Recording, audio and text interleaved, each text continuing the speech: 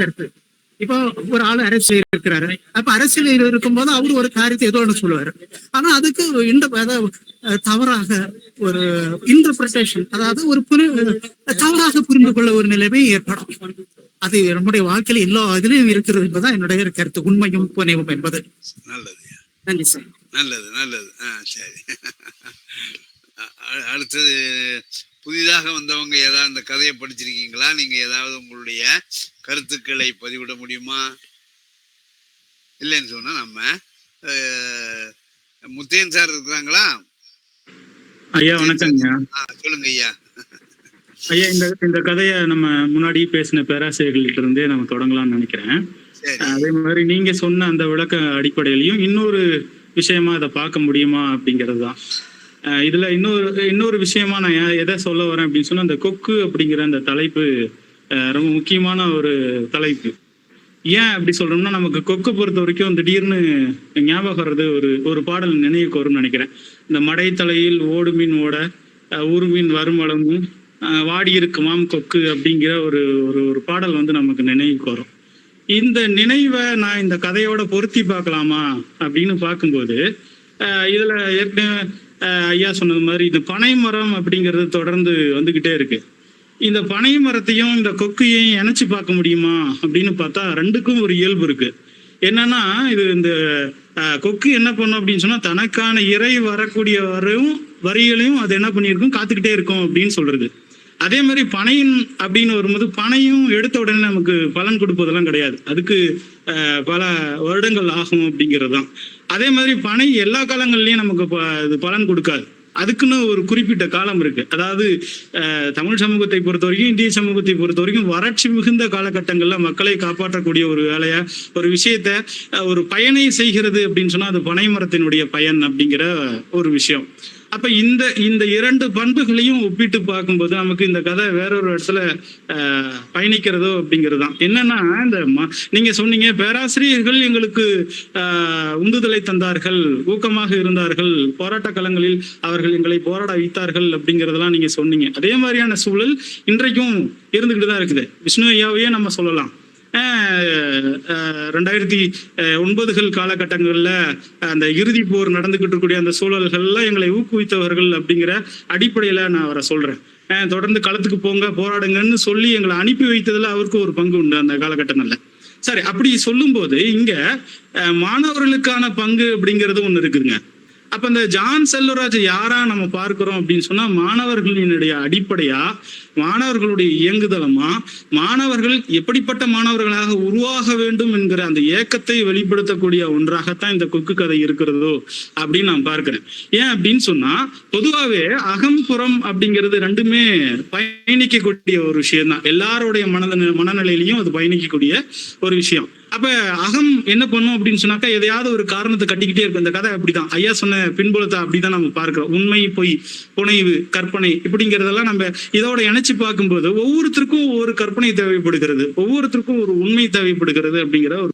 அப்ப அவர்களுடைய தேடுதல் என்னவாக பார்க்கும்போது ஒவ்வொருத்தருக்கும் ஒவ்வொரு வகையான தேடுதல் வந்து இருந்து கொண்டே இருக்கிறது அப்படிங்கிற ஒரு விஷயம். ஆனா அந்த தேடுதலையும் கடந்து இன்னொரு பொது இலக்கு ஒன்றை கட்டமைக்கிறதுல இந்த ஜான் செல்வராஜ் அப்படிங்கிற கதாபாத்திரம் மிக முக்கியமான கதாபாத்திரமா செயல்பட்டு இருக்கு அப்படின்னு நம்ம பார்க்க முடியுது. அப்ப அந்த ஜான் செல்வராஜ் என்ன பண்றாரு அப்படின்னு சொன்னா, ஒட்டுமொத்த அந்த விடுதியில் இருக்கக்கூடிய மாணவர்களினுடைய போக்குகளையும் எப்படி இயங்கணும் அப்படிங்கிற அந்த இயங்கியல் போக்கையும் கல்லூரியிலையும் என்ன பண்றாரு, அவருடைய அந்த இயங்கியல் சிந்தனைகளை வந்து தொடர்ந்து வந்து முன்னிறுத்தக்கூடிய நபரா இருக்கிறார் அப்படிங்கிறது தான்.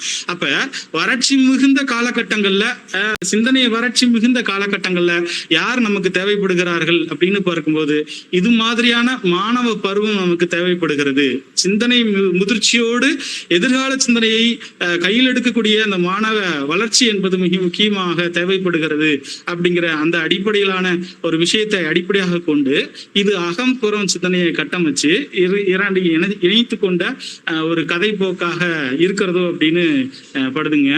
நன்றிங்க.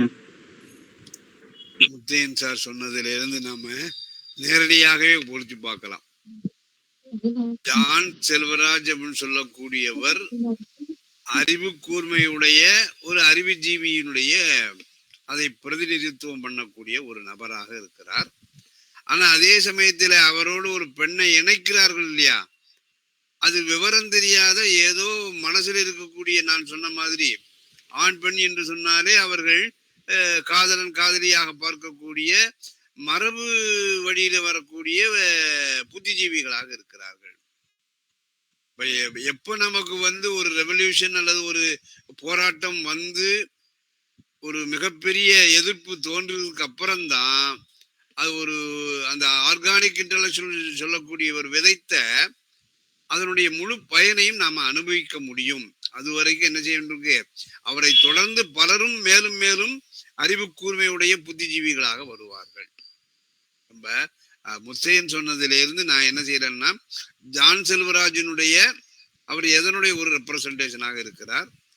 அந்த பொண்ணை அவரோடு இணைத்து பேசக்கூடியவர்கள் அது ஒரு குழுவாக அல்லது சமூகமாக இருக்கலாம். அவர்கள் எதை ரெப்ரசன்ட் பண்ணக்கூடியவர்களாக இருக்கிறார்கள். அந்த பார்வையிலேயும் இந்த கதையை பார்ப்பதற்கு எனக்கு ஒரு வசதியை ஏற்படுத்தி கொடுத்தது முனைவர் முத்தையனுடைய உரையாகும். நன்றி. அடுத்த சொல்லுங்க. திருநாவுக்கரசு இருக்காங்களா? வாங்க பாப்போம். திருநாவுக்கரசு சார். வணக்கம் சார். வணக்கம்.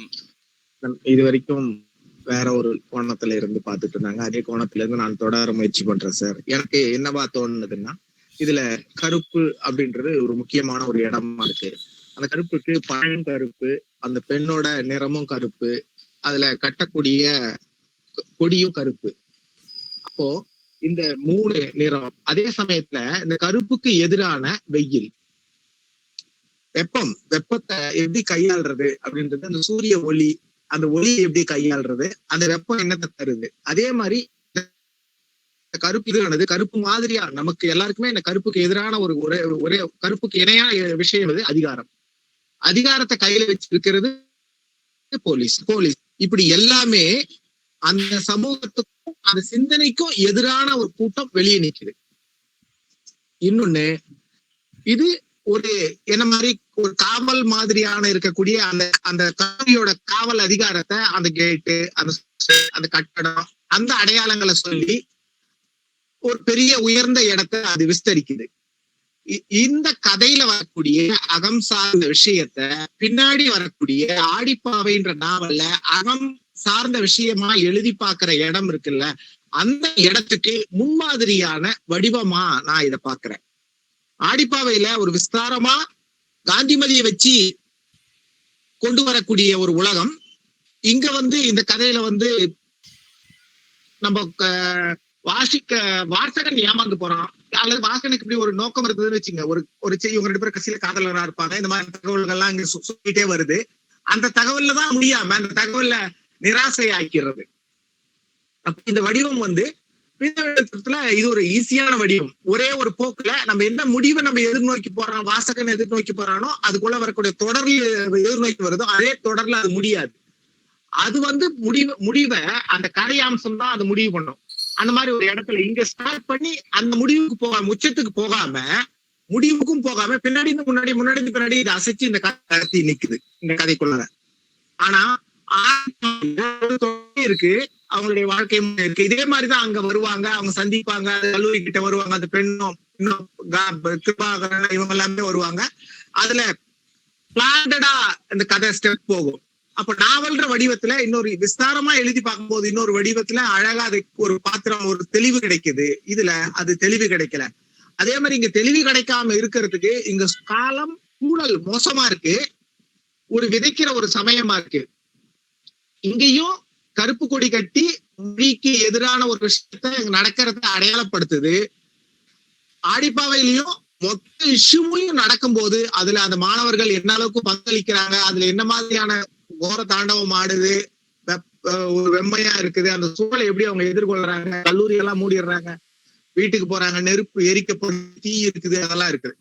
இந்த தொடரையும் பெரிய தொடரான ஒரு நாவல்ல இருக்கக்கூடிய ஒரு விஷயத்தையும் ஒரே ஒரு கதையில வரக்கூடிய அவனுடைய உருவம் இப்ப முத்தையன் சொன்ன மாதிரி அந்த உருவத்துக்கும் பனை இந்த மாதிரியான விஷயங்களை இணைக்கிற இடத்துக்கும் வேற ஒரு இடம் இருக்கு. அப்போ இந்த கதையில சொல்லப்படாத நிறைய கேப்ஸ் இருக்கு. அந்த சொல்லப்படாத கேப் வாசகனால பெருசா எடுத்துக்கிட்டு போக முடியுது. அதுல இந்திய எதிர்ப்பு தான் அப்படின்னு நினைச்சுக்கிட்டு இந்திய எதிர்ப்பு தான் கதையா இன்னொரு கதையா மாறுது. அப்போ அதுலயும் அந்த வடிவத்துல நிக்க முடியல, இதுலயும் இதே வடிவத்துல நிக்க முடியல. பின்னாடி இருக்கிற எல்லாருக்கும் எல்லாருமா உள்ள இருந்து நகர்த்தக்கூடிய எல்லா விஷயமும் சின்ன சின்ன மாணவர்கள் தான். ஆனா ஜன்னலுக்கு பின்னாடி இருந்து பார்ப்பாங்க. ஒரு பயம் கலந்த ஒரு எல்லாமே அச்சத்தோடவே இந்த கதை மொத்தமா இருக்குது. யார கூட்டிட்டு போறாங்க, யார கூட்டிட்டு போல, யாருக்கு சம்பந்தம் இருக்குது, யாருக்கும் சம்பந்தம் இல்லை. அப்போ இந்த மொத்த விஷயமும் யாருக்கோ ஒருத்தருக்கு சம்பந்தமா இருக்கு, ஆனா யாருக்குமே சம்பந்தம் இல்லை. அப்ப இதுல யாருக்கோ ஒரு தொடர்ச்சி இருக்கு, ஆனா இத்தனை பையங்களுக்கும் தெரியும் அவன் தான் கட்டியிருப்பான் அப்படின்ட்டு. அதனாலதான் அவனை கூட்டிட்டு போறாங்களான்னு ஜன்னலுக்கு பின்னாடியும் கதவு பின்னாடி இருந்து வளைச்சு பாக்குறாங்க. ஆனா வெளியே எந்த விதமான அடையாளத்திலையும் அவன் சிக்கிக்க மாட்டான். ஆனா சிக்காம இருந்தாலும் செய்தவன் யாருன்ட்டு அந்த இயக்கம் சார்ந்த அமைப்புக்கு தெரியும். ஏன்னா இயக்கத்துல இருந்து யாரும் கட்டத்துக்கு வாய்ப்பு இல்லைன்னு தெளிவா இந்த கதையில ஒரு விளக்கம் சொல்லப்படுது. ஏன்னா 3-4 நாளைக்கு முன்னாடியே அவங்க வர்றதை நிறுத்திக்கிட்டாங்க. இந்த கல்லூரிக்கும் தெரியும், அதிகாரத்துக்கும் தெரியும் யாரோட தொடர்பு இருக்குன்னா இவனோட தான் தொடர்பு இருக்கும். ஆனா அவன் அழைச்சுக்கிட்டு போனது கூட யாருக்கும் தெரியாது. அந்த பொண்ணு யதார்த்தமா அங்க வருது. அந்த பொண்ணும் இப்ப அதை அடையாளப்படுத்திக்கிட்டால் அது வேற ஒரு பிரச்சனைக்குள்ளாகும்.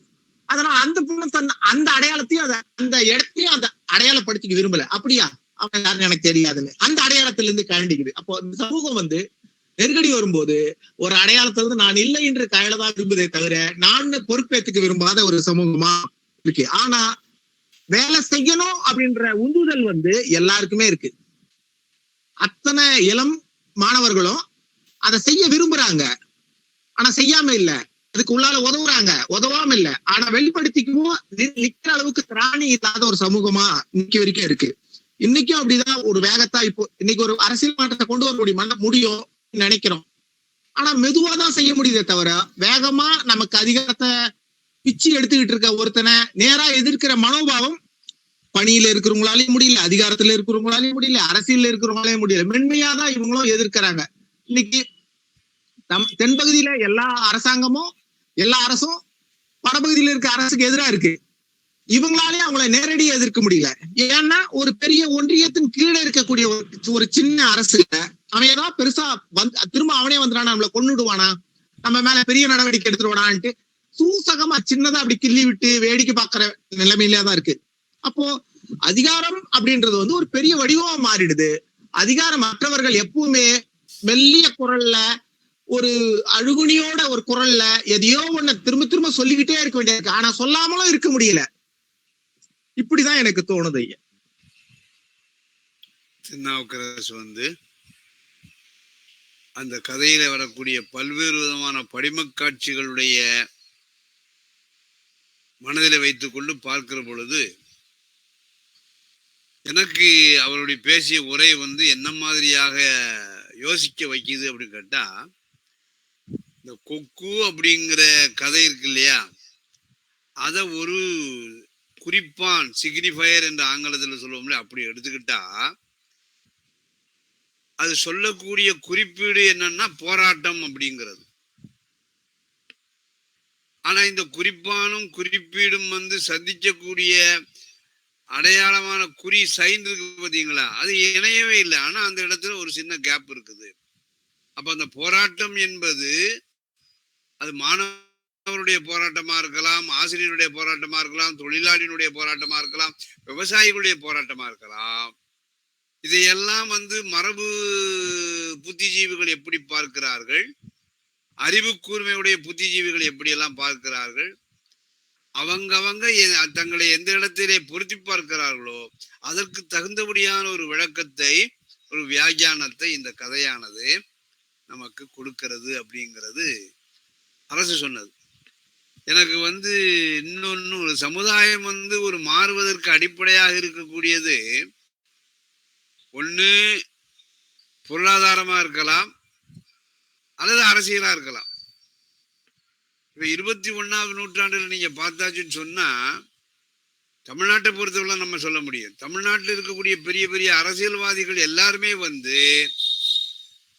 அவர்கள் பொருளாதாரத்திலேயும் பொருளாதாரத்தை கட்டுப்படுத்தக்கூடிய அளவிலேயும் இருக்கிறார்கள். இன்றைக்கு ஆளக்கூடிய அரசை பார்த்தாச்சுன்னு சொன்னால் மிக முக்கியமான தமிழ் சினிமாவினுடைய தன்மை, எல்லா இயல்புகளுமே எல்லா கூறுகளுமே அவரிடம் அடங்கி இருக்கிறது. அதே மாதிரிதான் எதிர்கட்சி தலைவரை பொறுத்தவரை பார்த்தாச்சுன்னு சொன்னால் அவர் ஒரு பெரிய நிலவுடைமை கிளானாகவே தன்னை வெளிக்காட்டிக் கொள்கிறார். அப்ப இவங்க அரசியல் சார்பாக இருந்தாலும் கூட பொருளாதாரத்தையும் கட்டுப்படுத்தக்கூடியவர்களாக இருக்கிற பொழுது இவங்களை நாம் என்ன மாதிரியாக எதிர்கொள்வது, போராடுவது? அதனால சிவில் சொசைட்டியாக இருக்கக்கூடிய இந்த குடிமை சமூகத்துல யாராவது ஒரு அறிவு கூர்மையுடைய புத்திஜீவி வருவானே ஆனால் அவன் எல்லாத்தையும் திரட்டி, உதாரணமாக நம்ம சொல்லணும்னு சொன்னா அம்பேத்கர் செய்த மாதிரியாக ஒரு தன்னுடைய தாழ்த்தப்பட்ட தலித்தினத்தை ஒன்று சேர்த்தவர் போராட்டம் பண்ணுகிறார் இல்லையா, அதே மாதிரியான ஒரு அறிவு கூர்மையுடைய சமூகமோ அல்லது ஒரு தனி மனிதனோ திட்டங்களை வகுத்து கொண்டு போராட்டங்களை வகுப்பார்களே ஆனா இது நம்ம தமிழ் சமுதாயத்துல இப்ப இருக்கக்கூடிய இந்த மரபு வழியாக வரக்கூடிய பல்வேறு விதமான கருத்தியல்கள் அந்த மாதிரியாக ஒரு போராடக்கூடிய தன்மைக்கு நம்மை கொண்டு போகுமா அப்படிங்கிறது சந்தேகம். இது இந்த கதை சொல்லப்பட்டிருந்தாலும் சொல்லப்படாத திக்கு நோக்கி என்னை பயணிக்க வைக்கக்கூடிய ஒரு அம்சம் என்று நான் நினைக்கிறேன். சொல்லுங்க, அடுத்தால வாங்க பார்ப்போம். வரீங்களா? வேற யாராவது புதுசா வந்தவங்க தங்களுடைய கருத்துக்களை சொல்லணும்னு சொன்னா சொல்லலாம்.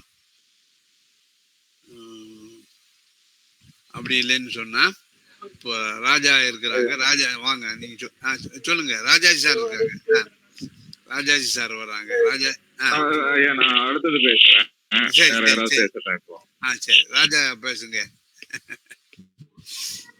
வணக்கம். சரி, இதுல வழக்கமா நீங்க நிறைய இன்டெலெக்சுவல் மாதிரி பேசினாங்க, எல்லாருமே அதை பத்தி பேசினாங்க. அதுதான் அதுல இருக்கக்கூடிய ஒரு நுட்பமான பண்பு அப்படிங்கிறது கொண்ட முடியுது. ஆனாலும் இதை எனக்கு அந்த அகப்புறங்கிற கான்செப்ட ஏதோ தமிழ் கான்செப்ட், இவரு எந்த விஷயத்த பேசினாலும் ஏதோ ஒரு வகையில அந்த தமிழ் சிந்தனையோட இணைக்கக்கூடிய ஒரு தன்மையை நான் தமிழனுடைய தொடர்ச்சியான கதைகளை நான் அப்போது சுட்டி காட்டிக்கிட்டே இருக்கிறேன். அது எனக்கு அதான் உள்ள வைக்கிறது. நம்ம எவ்வளவு விஷயங்களை செஞ்சாலும் நமக்கான அடையாளங்களை, நமக்கான சிந்தனைகளை அங்கேயே நிரூபித்து செல்வது, அடையாளங்களை பதித்து விட்டு செல்வது அப்படின்னு அது இந்த கதையிலையும் இருக்கு அப்படிங்கிறதுதான். நீங்க சொன்ன அந்த இன்டெலெக்சுவல் மரபார்ந்தது அது ஒரு புறம். அதை நான் இப்படியே யோசிக்கிறேன், அது அகம்புறம். இதுல கூட நம்ம போன வாரம் அரசு எந்திரங்களை பத்தி பார்த்தோம், ஐடியாலஜிக்கல் அப்பரேட்டஸஸ் பார்த்தோம். அப்புறமேட்டுக்கு அரசாங்கத்தினுடைய ஸ்டேட் அப்பரேட்டஸ் பார்த்தோம். அது அந்த கதையை அப்படியே இதுல பொருத்தி பார்க்கலாம். இங்க இருக்கிறதும் ஐடியாலஜிக்கல் கருத்துருவங்கள் தான். அதே மாதிரி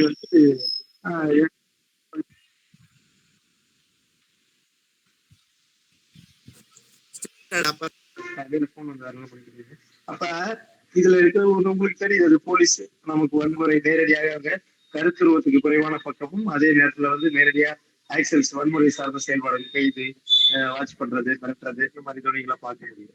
இன்னொரு குணம் பாத்தீங்கன்னா கருத்துருவ இயந்திரம். அது முக்கியமா கல்வி நிறுவனம், அது ஒழுங்குக்கு பேர் போனதுன்னு சொல்லக்கூடிய ஒரு கல்வி நிறுவனம். அப்ப இது ரெண்டு நிறுவனங்களும் அங்க இருக்கு. இது ரெண்டு நிறுவனமே எதை கட்டுப்படுத்துகிறது அப்படின்னா புரட்சியை கட்டுப்படுத்தும், மாற்று சிந்தனைகளை கட்டுப்படுத்தும். ஒட்டுமொத்தமா அது முதலாளித்துவத்துக்கான அல்லது அந்த சமூகத்திற்கு என்ன தேவையோ, அரசு எந்திரம் எப்படி இந்த உலகத்தை வடிவமைக்க நினைக்கிறதோ, அந்த சமூகத்தை வடிவமைக்க நினைக்கிறதோ அதற்கேற்றார் போல சிந்தனைகளை விதிக்கக்கூடியது. அப்ப அந்த ரெண்டு எந்திரமுமே இருந்தும் ஆனா அங்க ஒரு புரட்சி விதை தூவப்பட்டிருக்கு, அங்க நடந்திருக்கு அப்படிங்கிறதுதான் இதுல கவனிக்கப்படக்கூடிய அம்சமா நம்ம இந்த கதையில முன்னெடுக்கக்கூடியது. அதே நேரத்துல இன்னைக்கு இந்த கதை எப்படி முக்கியத்துவம் பெறுதுன்னா, இன்னைக்கு படிப்பு அப்படிங்கிறது வேலை வாய்ப்பை நோக்கி நகர்த்தப்படக்கூடிய ஒரு காலகட்டத்துல நம்ம வாழ்ந்துட்டு இருக்கோம். முழுக்க முழுக்க எஜுகேஷன் பிளேசஸ் எதுக்கானதா மாறி இருக்குன்னா வேலை வாய்ப்பு. அப்ப தனி மனித சுகம் என்பது பொருளாதாரத்தை அடைவதில் நிறைவடைவதாக மீண்டும் கல்வி நிறுவனங்கள் கட்டமைக்கிறது. இந்த சூழலில் நாம் வாழ்கிறோம். அப்ப படிப்பு என்பது எதற்காக பயன்படுத்தப்படுகிறது என்றால் வேலை வாய்ப்புக்காக பயன்படுத்துகிறது. ஆனா இந்த கதையில படிப்புங்கிறது, அவனை பாருங்க, ஜான்சன் நல்லா படிக்கிறவன், நல்லா விளையாடுறவன், இப்ப எல்லா இடத்துலயும் அவன் பிளேஸ் ஆகிட்டே இருக்கான். ஆனா அதே இடத்துல அவன் புரட்சி குணம் சார்ந்த இன்டெலெக்சுவலா நம்ம காட்டுறாங்க. சரி, அதே நேரம் இன்டெலெக்சுவலுக்கு உருவ அமைப்பு முக்கியம் இல்லை அப்படிங்கிறது அந்த கதை சொல்லுது. ஒரு இன்டெலெக்சுவலுக்கு தோற்றம் முக்கியமானது அல்ல, தோற்றத்தை கொண்டு ஒரு அறிவு தீர்மானிப்பதில்லை. புரட்சியும் தோற்றத்தை கொண்டு தீர்மானிக்கப்படுவதில்லை. அப்ப அப்ப அது எல்லாத்தையும் அந்த கதை புரோக் பண்ணுது பாருங்க. வழக்கமா அதே மாதிரி அப்படி இருக்கிறவனுக்கு இப்படிதான் ஒரு பெண் இருக்குன்னு சொல்றது அது பொது மனோபாவம். அந்த பொது மனோபாவத்தையும் அது சிதறடிக்கும். ஏன்னா குக்குங்கிற ஒரு கேரக்டரோட தான் அவனுடைய கனெக்ஷனை சொல்றாங்க. இப்படி எல்லா பக்கமும் எல்லா ஒரு ஒரு பொது புத்தி சார்ந்த விஷயங்களையும் உடைக்கக்கூடிய ஒரு விஷயங்களும் அந்த கதையில பார்க்க முடியும். நான் சொல்ல வந்தது என்னன்னா, படிப்பு என்பது அங்கு எதற்காக பயன்படுத்தப்பட்ட ஒரு காலகட்டமாக அது இருக்கிறது என்றால், புரட்சியை வடிவமைப்பதற்கு அல்லது புரட்சியை ஒரு அகம் சார்ந்த ஒரு குணமாக மாற்றுவதற்கு அந்த படிப்பு பயன்படுத்தும். இப்ப அவன் இன்டெலெக்சுவலா இருக்கிறதுக்கு காரணம், அவன் ஒரு ஒரு ரெவல்யூஷனரியா இருக்கிறதுக்கு காரணம் படிப்பு தான். அவன் அவன் அவன் தன்னை அந்த அந்த ஒழுங்கமைக்கப்பட்ட ஒரு இடத்துல இருந்து அவனும் உருவாகிறான். ஆனா அந்த படிப்பு அவனுக்கு எதுக்கு பயன்படுதுன்னா புரட்சிக்கு பயன்படுது. அதுக்கு காரணம் இயக்கத்தவர்களோடு புற ரீதியாக அவன் கொண்டு வந்த தொடர்பு. இன்றைக்கு அந்த புற ரீதியான தொடர்பு முற்றிலும் அறுபட்டு கிடக்கக்கூடிய ஒரு சமூகத்துல நம்ம வாழ்ந்துட்டு இருக்கோம். ஆனா ஒரு காலகட்டத்துல அந்த புற ரீதியான தொடர்பு இருந்துச்சு. இப்ப ஜல்லிக்கட்டு போராட்டம் 2011 சதவீதம் நினைக்கிறேன் இப்ப நடந்தது. ஆனா அது இன்னைக்கு என்னவா இருக்குதுன்னா, அப்படி அந்த இடத்துல போராட கூட அனுமதி இல்லாத நிலையில தான் நம்ம மாற்றப்பட்டிருக்கோம். இன்னைக்கு ஒரு போராட்டத்தை அங்க போய் நடத்த முடியாது. அப்ப அப்ப ஒரு அதிகாரம் ஒரு இடத்தை ஒரு மக்கள் தனக்கான இடமாக மாற்றும் போது அதிகாரம் அந்த இடத்தை அதற்கு இதாக மாற்றி விடுகிறது. அப்படிதான் இந்த அரசியல் தொடர்ச்சியா இங்கெல்லாம் முயற்சி பண்றதை நம்ம பார்க்கிறோம் இந்த கதைகளுக்குள்ள. ஆனாலும் அந்த புரட்சி குணம் மறைந்திருந்து தன்னுடைய செயல்பாடுகளில் வெறும் 3 பேர் அளவுல இருந்தா கூட அது செயல்படக்கூடியது. ஆனா அந்த தன்மை இப்பொழுது இல்லைங்கிற நிகழ்காலத்தோடு ஒப்பிட்டுதான் இதை நான் பாக்குறேன். அதே நேரத்துல புரட்சிங்கிறது படிப்புக்கு நேர் எதிரானதல்ல. புரட்சி படிப்பும் முன்னோடு ஒன்று இணைந்தது. அது கல்வி நிறுவனங்களுக்குள்ள படிப்பு இருந்தாலும் அந்த படிப்பு புற ரீதியான தொடர்பு கொள்ளும் போதுதான் அது புரட்சியாக மாறுகிறது அப்படிங்கறத நம்ம பார்க்க முடியுது. அந்த எந்திரங்களுக்கு எதிராக விளையாற்ற முடியும் அப்படிங்கிறத பார்க்க முடியாது. தோற்றங்களுக்கு அதுக்கு தொடர்புலையும் நம்ம பார்க்க முடியாது. இதை நான் இன்னும் ஒரு விஷயத்த சொல்லி பிடிச்சிக்கிறேன். எப்படி அப்படின்னா, இந்த அகம்புறம், இந்த அகம்புறத்துல 2 விஷயம் பிடிச்சிக்கலாம். மாணவர்கள் பொது சமூகத்தை நான் புறம் என்று வைத்துக் கொள்கிறேன். சரிங்களா? இந்த இன்டெலெக்சுவல நம்ம அகம்னு பிரிச்சுக்கலாம் இப்போதைக்கு தற்காலிகமா. ஏன்னா அகம்புறங்கிறது உடஞ்சி உடைஞ்சு அப்படி புரட்சிகரமான அந்த மாணவர்கள் குழு பாருங்க. அது அவங்க பலதரமா பிரிஞ்சிருக்கிறாங்க. குழுவா பிரிஞ்சிருக்காங்க. இந்த கதையில எல்லாமே குழுவா பிரிஞ்சிருக்கான். பொது மாணவர்களும் அந்த ஹாஸ்டல்ல தங்கியிருக்க பொது மாணவர்களும் குழுவா இருக்கான். ஒருத்தர் ஜான்சன் ராஜாவோட லவர்னு சொல்றாங்க, இன்னொரு குரூப் இல்லைன்னு சொல்லுது, இன்னொரு குரூப் அவனை கைது பண்ணிருக்கு சொல்லுது, இன்னொரு குரூப் இல்லைன்னு. இப்படி பாருங்க, மாற்றி முன்னுக்கு பின் முரணான உரையாடல்கள். இந்த கதைகள் அந்த முன்னுக்கு பின் உரையாடல்கள் அங்கங்க வச்சுட்டு அப்படியே போயிடுது. இப்ப இது போன்ற முன்னுக்கு பின்னான அல்லது மாறான உரையாடல் இருக்கிற இடம் தான் டிஸ்கஷனுக்கான பிளேஸ் இருக்கும்போது என்ன ஆகுதுன்னா, மாற்றங்களுக்கான தளங்கள் உருவாகக்கூடிய இடம் அதுதான். இன்றைக்கு இந்த உரையாடல்கள் நிறுத்தப்பட்டிருக்கின்றன, உரையாடல்கள் அடைக்கப்பட்டிருக்கின்றன. அப்ப இந்த கதைகள் நமக்கு என்ன சொல்லுதுன்னா, உரையாடல்களை பெருக்க வேண்டிய தேவையை, முரண்களை திட்டமிட்டே உருவாக்க வேண்டிய தேவையை கதை நமக்கு அளிக்கின்றது வாசகர்களுக்கு அப்படின்னு நான் சொல்றேன். இன்னைக்கு ஹாஸ்டல் இது போன்ற முரண்கள் இருக்கா? இல்ல. ஆனா என்ன முரண் இருக்கு? அதிக முரண் இருக்கு. என்ன முரண் இருக்கு? பாலியல் வகைப்பட்ட முரண்கள் இருக்கு, இன ரீதியான முரண்கள் இருக்கு. இன்னைக்கு அப்படியே மாறி இருக்கு. அன்னைக்கு அந்த ஹாஸ்டல் என்ன இருந்துச்சு? முழுக்க அந்த இயக்கத்தோட சுற்றி அந்த முரண்கள் கட்டமைஞ்சிருக்கு. இவன் என்ன பண்ணுவான்? அந்த புரட்சி என்னவா மாறும்? ஏன்னா இவனால ஒரு சைக்காலஜி செயல்பட முடியல, இன்னொருத்தர் செயல்படுறவனா ஆமோதிக்கும், ரிசீவ் பண்ணும். இதான் அந்த ஒரு ரிசீவிங் சைக்காலஜி. வாசகருடைய சைக்காலஜி மனோபாவம் என்னன்னா, என்னால செயல்பட முடியலன்னா அப்ப செயல்படுறவனா நான் ரிசீவ் பண்ணுவேன். இப்ப அங்க இருக்கிற நிறைய சின்ன குரூப்ஸ் எப்படி ஜான்சன் ரிசீவ் பண்றாங்கன்னா, அவங்களுடைய செயல்பட முடியாத சைக்காலஜி அவங்க ரிசீவ் பண்ண வைக்கும். முழுக்க அந்த ஹாஸ்டல் ஜான்சன் ராஜ் சுத்தி இயங்குது. ஆனா இன்னைக்கு இருக்கிற ஹாஸ்டல் எதை சுத்தி இயங்குதுன்னா, ஜாதி சுத்தி மற்ற சுத்தி இயங்குது. அப்ப ஒரு 50 ஆண்டுகள்ல நம்ம எங்க தலையிலாக்கம் நிகழ்ந்திருக்கு சப்வர்ஷன் அப்படிங்கிறத நம்ம இந்த கதைகளுடைய நம்ம டிஸ்கஷன் எடுத்துக்கிட்டோம். அப்படிதான் இந்த கதையை. அதுக்குதான் நான் அந்த அகம்புறத்தை சொல்றேன். அந்த புறம் மாணவர்கள் அவங்க புற வகைப்பட்ட மாணவர்களா இருந்தாலும் அகத்தை குறித்து சிந்திக்கிறான், புறத்தை குறித்து சிந்திக்கிறான். அதாவது பொது மாணவர்களும் ஒரு அகச்சிந்தனையும் இருக்கு, அவங்ககிட்ட ஒரு புறச்சிந்தனையும் இருக்கு. இன்டெலெக்சுவலா இருந்தாலும் அவங்ககிட்ட ஒரு அகச்சிந்தனை இருக்கு, ஒரு புறச்சிந்தனை இருக்கு. இந்த இன்டெலெக்சுவல் வெறும் படிப்புன்றது மட்டும் கத்துக்கலாம். அவன் பாரு கிழக்கு மொழியில உட்காந்து எங்கேயோ பணமரத்தை பார்ப்பான், அங்க போற மக்களை பார்ப்பான். என்ன இப்ப நடைமுறை லெனின் என்ன சொல்றாரு? கோட்பாடுங்கிறது என்னன்னா, தியரிட்டிக்கிறது நடைமுறையில இருந்து உருவாகக்கூடியது, நடைமுறையை மீண்டும் கோட்பாடு பாதிக்கப்படக்கூடியது ஒரு இடத்துல ஒரு கொட்டேஷன்ல சொல்றாரு. அப்ப அதே போல இந்த புரட்சிவாதி என்ன, இந்த இன்டெலெக்சுவல் என்ன ஆயிடும்னா, அங்க இருக்கிற அந்த நடைமுறை வாழ்க்கையில இருந்து எடுத்துக்கிறான், எஜுகேஷன்ல இருந்து எடுத்துக்கிறான். அப்படிதான் அவனுடைய புரட்சி வடிவமைக்கப்படும். அப்ப அந்த புரட்சி வடிவமைக்கப்படுறதுல ஒரு அககுணம் இருக்கு. ஏன்னா அந்த படிப்பு ரீதியாகவும் அவன் நடைமுறையை கவனிப்பதன் வழியாகவும் கொக்கு போன்ற நண்பர்களோட உறவு வழியாகவும் அவனுடைய அககுணம்ங்கிறது ஒரு காதல்ங்கிறது புரட்சி சார்ந்ததா, ஒரு இன்டெலெக்சுவல் சார்ந்ததா இருக்கு. சரிங்களா? ஆனா புறம் கட்டமைக்கக்கூடிய ஒரு காதல் இருக்கு பாத்தீங்கன்னா, அந்த காதலும் காதல் தான் என்றாலும் கூட அந்த காதலுக்குள்ள இவனுடைய காதல் வரல. இவனுடைய அகம் அப்படி ஒரு வடிவமைப்புக்குள்ள இல்லை.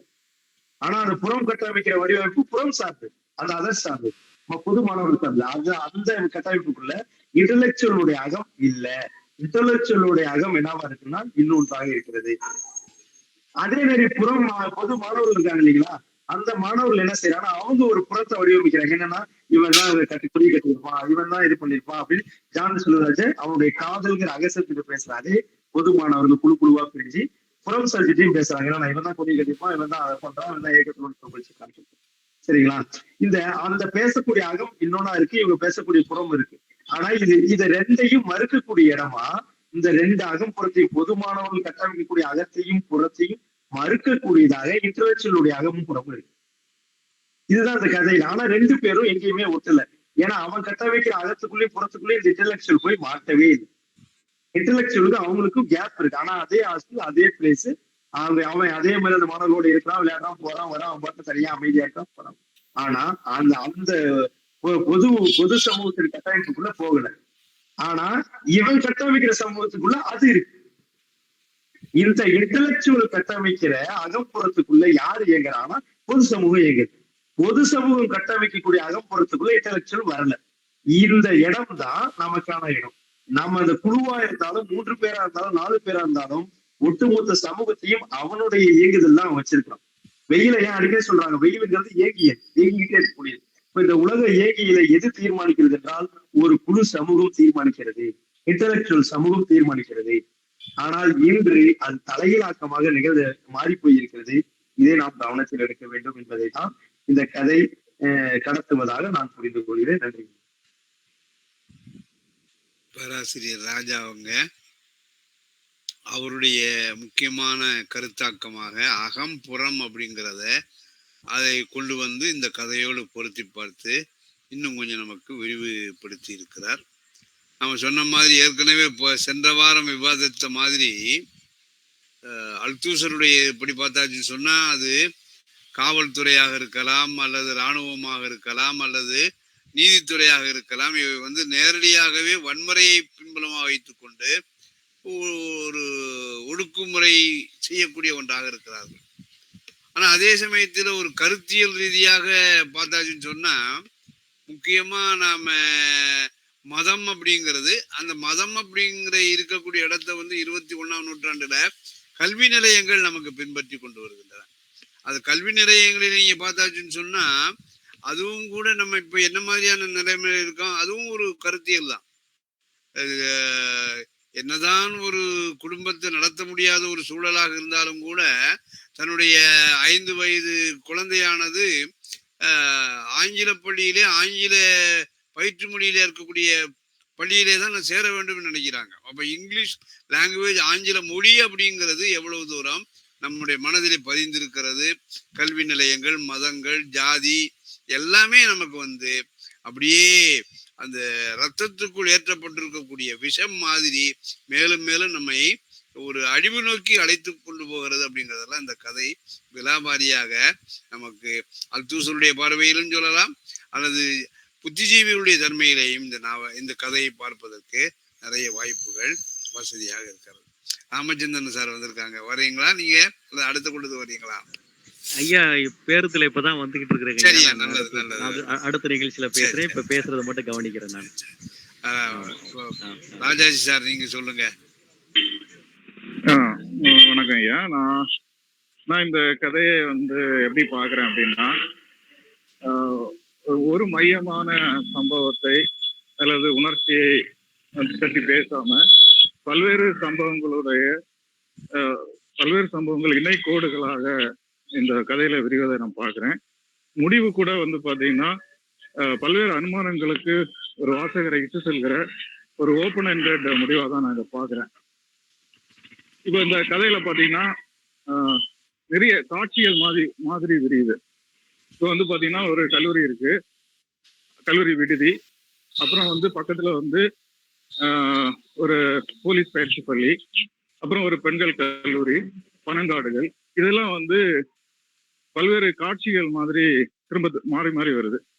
இந்த கதையை நம்ம ஒரு முறை படிக்கும் போது இது எளிய கதை தான், ஆனா ஒரு முறை படிக்கும் போது எதுவுமே புரியாத மாதிரி தான் இருக்கு. அது ரெண்டாவது முறை நம்ம படித்து முசிந்து படித்தா மட்டும்தான் இது என்ன சொல்லுதுங்கிறத நமக்கு தருது.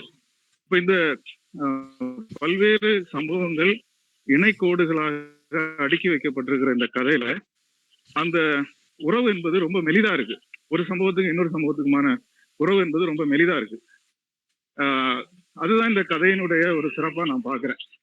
இப்போ உதாரணத்துக்கு பாத்தீங்கன்னா, அந்த முக்கிய கதாபாத்திரமா வர அந்த ஜான் செல்வராஜ், ஜான் செல்வராஜுக்கும் அந்த விஜயகுமாரி என்ற பெண்ணுக்கும் ஆன உறவு என்பது அது காதலா அல்லது அவர்கள் வெளிப்படுத்தி விட்டார்களா அப்படின்னு எதுவுமே இல்லை. மற்ற மாணவர்களுடைய ஒரு கிசுகிசுப்பாடு வடிவில் தான் வந்து அவர்கள் இணைக்கப்படுறாங்க. அப்புறம் வந்து அங்க வந்து சில போராளி குழுக்களுடைய பிரதிநிதிகள் வராங்க. அவர்களும் வந்து தங்களுடைய காரை வந்து தூரத்துல நிறுத்துறாங்க. அவங்க உள்ள வராங்க, கலக்குறாங்க. அப்புறம் வந்து அவர்கள் என்ன மாதிரியான போதனையை கொடுத்தாங்க என்ன அப்படிங்கிறதெல்லாம் நமக்கு வரல. அப்புறம் இந்த ஜான் செல்வராஜுக்கும் அந்த போராளி இயக்கத்துக்குமான உறவு என்பது கூட இங்க பலர் குறிப்பிட்ட மாதிரி நான் வந்து ஒரு அழுத்தமான உறவு, அவர் ஒரு போராளியா கூட நம்ம பார்க்க முடியல. அவர் எப்படி இருக்கிறாரு அப்படின்னா, தாய்நாவல்ல வர அந்த தாய் இருக்கிறாங்களே நியோலோ, அவர்கள் வந்து என்ன பண்றாங்கன்னா, அந்த ஃபேக்டரியில போய் வந்து அந்த கம்யூனிஸ்ட் கட்சியுடைய அந்த செய்திகளை வந்து பரிமாறுறாங்க. அது போலதான் அவர் அங்க உள்ள செய்திகளை அவர் கொடுக்கிறார். அது ஒரு தணிக்கை செய்யப்படுகிற ஒரு அரசு பயங்கரவாதம் வந்து நிலவுகிற ஒரு காலகட்டமா இருக்கு. அதுல வந்து ஜான் செல்வராஜுடைய வேலை என்ன அப்படின்னா, அங்க வந்து அந்த அதுவே புரட்சிகரமானதுதான் அப்படின்னு நம்ம எடுத்துக்கலாம் வேண்டாம். அந்த செய்திகளை அவர் பரிமாறுறாரு. இன்னொன்னு நீங்க பாத்தீங்கன்னா, அந்த கருப்பு கொடியை கட்டினது ஜான் செல்வராஜ் தான் இல்லை அப்படின்னு அடிச்சு சொல்றாரு. அப்படின்னா அந்த கருப்பு கொடியை கட்டினது யாரு? ஆனா அந்த கருப்பு கொடியை கட்டினதா போலீஸ் வந்து ஜான் செல்வராஜை தான் அழைச்சிட்டு போறாங்க. ஒருவேளை கொக்கு கட்டி இருக்கலாம், அல்லது வேற யாரோ ஒருவர் கட்டி இருக்கலாம். ஆனால் செய்யாத ஒரு தவறுங்கிறது நான் வந்து இந்த இன்வெர்டட் கமாஸ்க்குள்ள போடுற ஒரு தவறா இருக்கு. அந்த தவறு வந்து அந்த பழி அவர் மேல சுமத்தப்பட்டு அவர் அழைச்சிட்டு போகிறாரு. அப்புறம் அந்த பெண் பார்க்க வர்றாங்க. அந்த பெண்ணும் வந்து யாரோ கேட்கும்போது அண்ணனைய பார்க்கணும் அப்படின்னு கேட்கும்போது அவ இல்லை, நான் வேற ஒருத்தரை பார்க்க வந்தேன் அப்படின்னு சொல்றாங்க. அப்போ இந்த கதை வந்து பாத்தீங்கன்னா பல்வேறு இன்னொன்னு இந்த கதை வந்து சில பேர் வந்து இத தமிழ் அடையாளத்தோட பொருத்தி பாக்குறாங்க. அதுக்கான சில கூறுகள் இருக்கு, இந்த பனங்காடு இதெல்லாம். ஆனா எனக்கு வந்து தமிழ் கூறு என்பதை விடவும் இந்த கதையில ஒரு சர்வதேசிய தன்மை இருக்கிற மாதிரி பாக்குறேன். ஒரு யூனிவர்சாலிட்டி இந்த கதையில இருக்கிற மாதிரி பாக்குறேன். இப்ப ஜான் செல்வராஜ்ங்கிற பேர் வந்து ஒரு தமிழ் சமூகத்துல விரும்பி வைக்கிற ஒரு பேர் கிடையாது. கிறிஸ்தவர்கள் வைக்கலாம், ஆனா ஜானுங்கிற அடையாளம் ஒரு மேற்கத்திய தன்மையை கொடுக்குது. அப்புறம் நீங்க பாத்தீங்கன்னா இந்த கதையில வந்து நீங்க அந்த அரசு இந்த ஆக்சுவலா இந்த கதை இதுல மிக முக்கியமான ஒரு விஷயம் நான் சொல்ல வந்தது அதான். இப்ப இந்த போலீஸ் பயிற்சி பள்ளியும் இந்த கல்லூரியும் வந்து காட்டப்படுற விதம் வந்து ரொம்ப முக்கியமானது. இந்த கல்லூரி வந்து பாத்தீங்கன்னா அங்க எந்த ஒழுக்கக்கேடும் கிடையாது. எல்லாருமே வந்து ஒழுக்கமான மாணவர்கள். அவர்களுக்கு வந்து அப்படி ஒரு போராட்ட வரலாறோ எதுவுமே கிடையாது, ஸ்ட்ரைக் பண்ற வரலாறோ எதுவுமே கிடையாது. அவங்க அடங்கி ஒடுங்கி இருக்கிறாங்க. அது காரணம் என்ன அப்படின்னு பார்த்தோம்னா, பக்கத்துல இருக்கிற அந்த போலீஸ் பயிற்சி பள்ளியை நம்ம சொல்லலாம். இப்ப நம்ம வந்து ஒரு தெருவில் நடந்து போறோம், ஒரு பைக்ல போறோம், ஒரு போலீஸ் நிக்கிறாங்கன்னா உடனே நம்ம வந்து ஹெல்மெட் எடுத்து அணிகிறோம். கார்ல போனா உடனே சீட் பெல்ட்டை போடுறாங்க.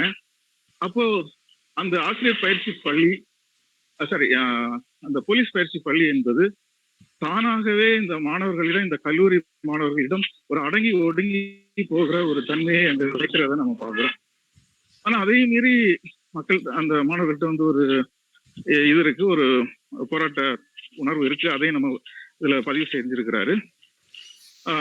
இன்னொன்னு பாத்தீங்கன்னா, இது வந்து மொழி போராட்டம் அப்படிங்கிறது நம்மளா அதை நம்ம எடுத்துக்கிறதா. ஆனா இது எந்த ஒரு கிட்டத்தட்ட ஒரு 1984 நாவலுக்குரிய அந்த ஒரு தன்மை இருக்கு. எந்த நாட்டுக்கு வேணாலும் அதை பொருத்தி பார்க்கலாம். இப்ப போர்ச்சுகீஸ் எழுதாளர் ஜோஸ் சரமேகோ அவருடைய சில கதைகள் இதெல்லாம் வந்து பாத்தீங்கன்னா எந்த சூழலுக்கும் நம்ம பொருத்தி பார்க்கக்கூடிய ஒரு கதைகளா இருக்கும். அது போலதான் இந்த கதையும் வந்து நம்ம தமிழ் சமூகத்துக்குன்னு கிடையாது, அல்லது இந்திய சமூகத்துக்குன்னு கூட நம்ம இதை சொல்ல முடியாது. அரசு பயங்கரவாதம் அல்லது வந்து ஒரு பாசிச சூழல் நிலவுகிற எந்த ஒரு சூழலுக்கும் நம்ம இதை வந்து இந்த கதையை நம்ம பொருத்தி புரிந்து கொள்கிற ஒரு தன்மை இதுல இருக்கிறத பார்க்கிறோம். அப்படி இந்த கதையை வந்து ஒரு ஒரு இந்த கதையில சொல்லப்படுகிற இன்னொரு விஷயம் என்ன பாத்தீங்கன்னா, இது எளிமையான கதையா, இது எளிமையான உணர்ச்சி இது சொல்லல. ஒரு அழுத்தமான காதல், தனிமனித உணர்ச்சிகளை இது சொல்லல. ஆனா ஒரு பெரிய உணர்ச்சியை பத்தி பேசு, ஒரு போராட்டம், ஒரு அடக்குமுறைக்கு எதிரான ஒரு ஒரு கூறு. இதை வந்து ஒரு பின் நவீன பார்வையில சொல்லக்கூடிய அந்த மாதிரி ஒரு அப்ரோச்சோட இது சொல்லக்கூடிய ஒரு விதத்தை நம்ம பார்க்கிறோம். இதுல காட்டப்படுகிற ஒரு அனுபவம் வந்து ஒரு எளிய தனிமனித உணர்ச்சி சார்ந்த அனுபவமா இல்லாம ஒரு பேர் அனுபவமா இருக்கிறத நம்ம பார்க்கிறோம். ஒரு பெரிய போராட்டம், அந்த மாதிரி ஒரு பாசிச அபாயம் சூழ்ந்த ஒரு சூழலை வந்து அதை எப்படி வந்து சமூகம் எதிர்கொள்ளுது, அதுல மாணவர்கள் அதை எப்படி எதிர்கொள்றாங்க, இப்படி வந்து இதை வந்து ஒரு ஒற்றைத்தன்மையில இல்லாம இதை வந்து பல்வேறு இதுல நம்ம புரிஞ்சு கொள்ளக்கூடிய ஒரு கதையை நான் பார்க்கிறேன். நன்றி ஐயா. ராஜாஜி சார் சொல்லும்போது கடைசியில சொன்ன விஷயம் ரொம்ப மிக முக்கியமானது. படைப்பிலேயும் அதை உருவாக்கிய படைப்பாளியிடம் இருக்கக்கூடிய பன்முகத்தன்மையும் இதுல இருக்குது. அதுல பொதிந்து இருக்கக்கூடிய அந்த பன்முகத்தன்மை காரணமாக வாசிக்கக்கூடிய வாசகர்களுக்கும் அது பல்வேறு குரல்கள் மூலமாக வெவ்வேறு அர்த்த தளங்களை உருவாக்கக்கூடியதாகவும் இருக்கிறது அப்படின்னு ரொம்ப அருமையா அந்த ஏகமுகத்துவம் பன்முகத்துவம் அப்படிங்கிற ஒரு சிந்தனையை நமக்கு ராஜாஜி சார் சொன்னாங்க. அதுபோக மேல்நாட்டு நாவல்கள் பலவற்றோடும் என்னை ஒப்பிட்டு பார்க்கிற போது ஒரு ஏதோ சாதாரணமான நிகழ்வுகளை விவரிக்கிற மாதிரி இருந்தாலும் கூட சொல்லப்படுகிற அந்த விஷயத்தின் மூலமாக ஒரு பேர் அனுபவத்தை தரக்கூடிய ஒன்றாகவும் செயல்படக்கூடிய ஒரு களத்தை கொண்டதாகவும் இருக்கிறதெல்லாம் சொன்னாங்க. வேறு யாராவது நமக்கு இருக்கிறாங்களா? நம்ம இருந்துன்னா இப்பொழுது பகிர்ந்து கொள்ளலாம். ஐயா வணக்கம் ஐயா. சொல்லுங்க ராஜா, சொல்லுங்க.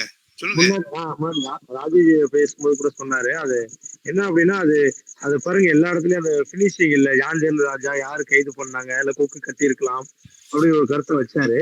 இப்ப அந்த இடம் தான், அந்த இடம் நான் என்ன சொல்றேன், மூவ்மெண்ட்டுக்கான இடம். மூவ்மெண்ட் அதாவது வந்து இந்த வழக்கமான கதை என்ன செய்யும் அப்படின்னா, இவர் தான் ஜெனரல் இவர் கைது பண்ணப்பட்டாரு அப்படின்னு சொல்லி அது கடந்துடும்.